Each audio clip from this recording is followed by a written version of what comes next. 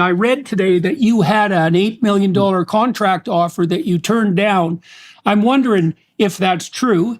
If it's true, why you did it, what your alternative plans are, and if you have like a real developed vision for what it would be like to keep doing what you're doing, but also be successful. That's a lot of questions. Oh, that's okay. I knew what I was getting into when I came on the on the program. Yeah, I understand.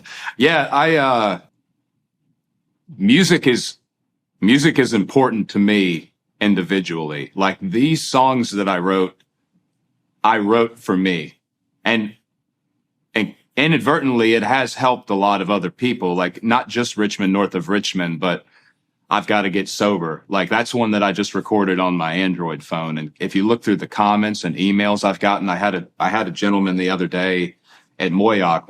We played at a farm market, and he told me that his brother had committed suicide. He had been struggling with drugs for years. This is like a big, gruff guy, like a guy that looked like he could kill me with two fingers.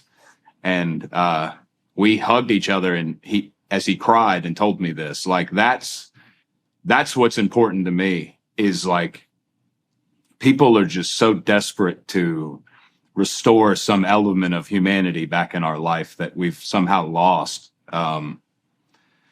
So I don't want to, I don't want to make this into some enterprise where everything's about beating the algorithm and being at the top of the charts and posting in social media at just the right time to capture the most audience. Like that there's plenty of people who are out playing that game and they're good at it. And I'd like for them to continue to do that. I just want to feel like I have the freedom to do whatever I find it is necessary in that moment of time to impact people the way I have so far with the music that I've produced.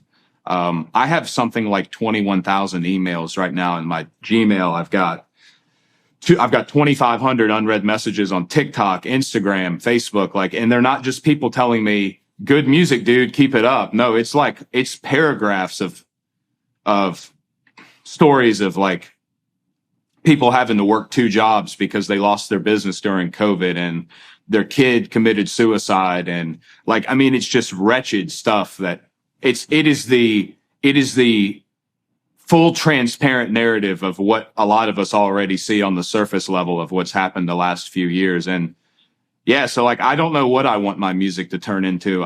It may manifest itself into some form of like a nonprofit or a ministry more than just me going out. Like, I don't want to just go yell all my songs in a stadium, every weekend for the rest of my life. Like, I want this to turn into something that's more meaningful than that, if that makes any sense. So